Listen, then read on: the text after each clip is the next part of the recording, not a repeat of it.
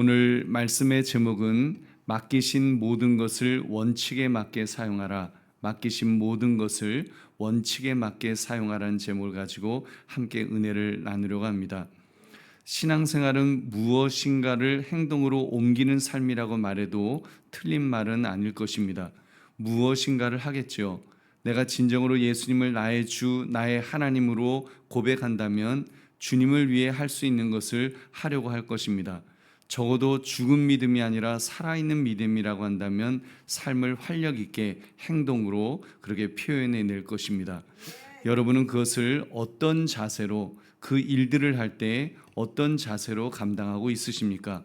오늘 말씀 맡기신 모든 것을 원칙에 맞게 사용하라, 이 제목을 가지고 하나님께서 자신에게 주신 그 사명을 분별하며 어떻게 잘 감당할 것인가를 묵상하시는 이 새벽 되시기를 주님의 이름으로 축원합니다. 오늘 본문의 내용을 자세히 살펴보겠습니다.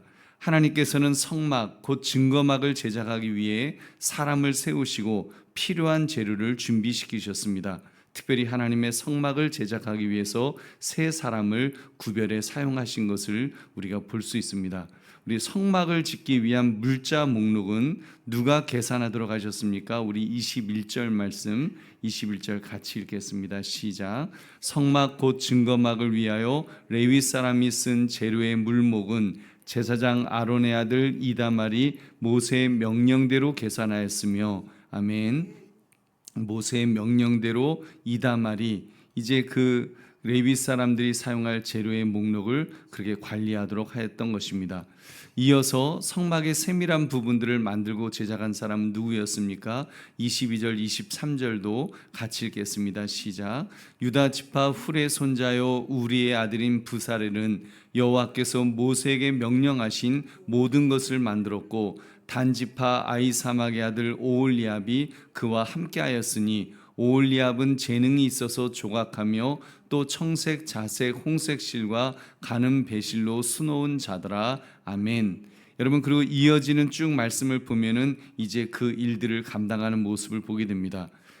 지금 이 성막을 건축하고 필요한 모든 것을 공교하게 작업하기 위해서 우리의 아들인 부사렐과 아이사막의 아들 오홀리압을 부르셨습니다. 그래서 이들에게 소명을 감당하게 하셨던 것입니다.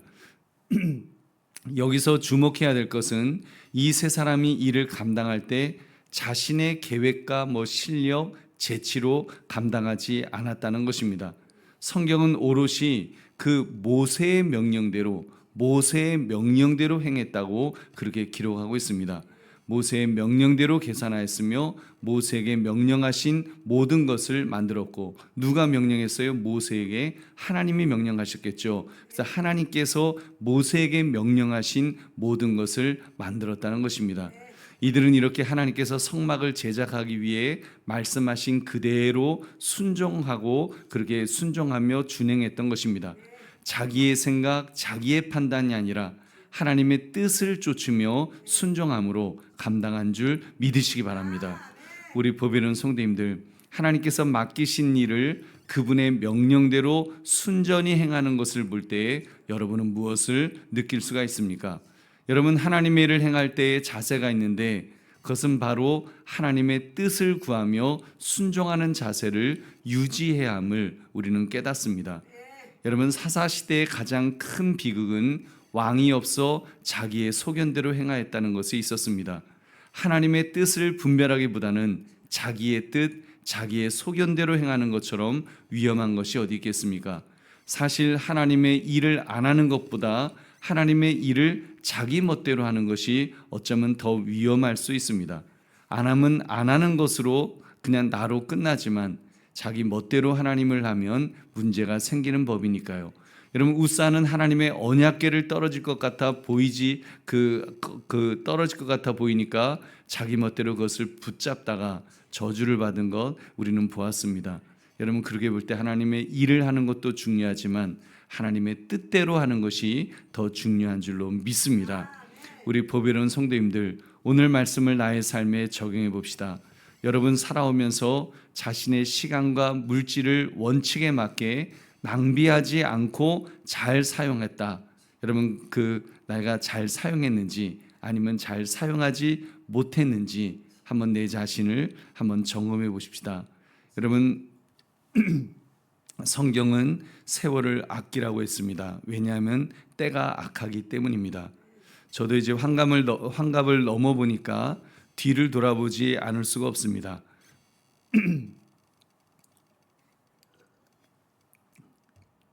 뒤를 이렇게 돌아보니까 정말 이제 멀리까지 왔구나. 이제는 뒤로 돌이키기에는 너무 멀리 온 인생이구나. 이제 이런 생각이 이제 듭니다. 그렇기 때문에 이제는 뭐 앞으로 나아가야 되겠죠.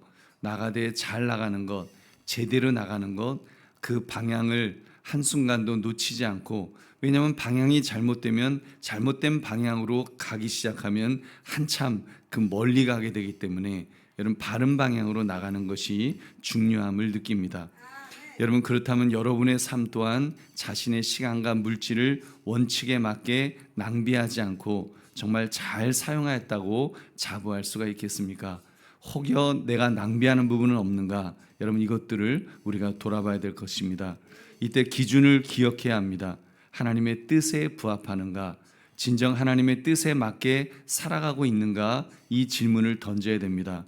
왜냐하면 자칫 입으로는 하나님의 뜻이라고 말하면서도 자기 뜻대로 자기 멋대로 살기가 쉽기 때문입니다. 그래서 여러분, 두렵고 떨리는 마음을 가집시다. 우리 한 발자국 한 발자국 내디딜 때마다 내가 주님 뜻에 어긋나는 것은 없는지를 돌아보면서 그렇게 나아갑시다. 그렇게 나가야 합니다. 바르게 나가야 됩니다. 하나님의 뜻을 분별하며 나가야 될 줄로 믿습니다. 그러기 위해서는 자꾸 자신을 복종시켜야 됩니다. 나의 옛사람의 욕심이 살아나지 않도록 자신을 치십시오. 복종시키십시오. 그래서 주님이 원하시는 모습으로 살 수 있도록 나를 드리십시오. 하나님께 드리십시오. 그 하나님께서 나를 들어 사용하실 수 있도록 여러분 나를 드리시기 바랍니다.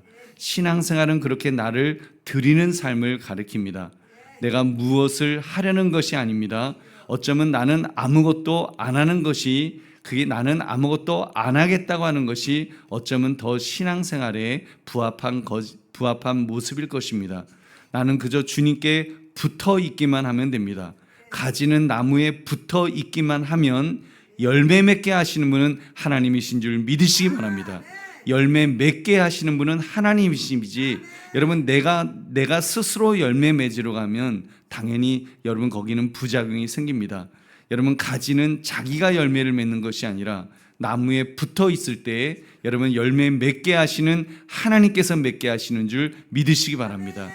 여러분, 그러므로 맡기신 모든 것을 원칙에 맞게 사용하라. 이 제목처럼 매사에 있어서 하나님의 뜻을 구하며 하나님의 뜻대로 살 수 있도록 자신을 하나님께 맡겨드릴 수 있는 저와 여러분 되시기를 주님의 이름으로 축원합니다. 우리 기도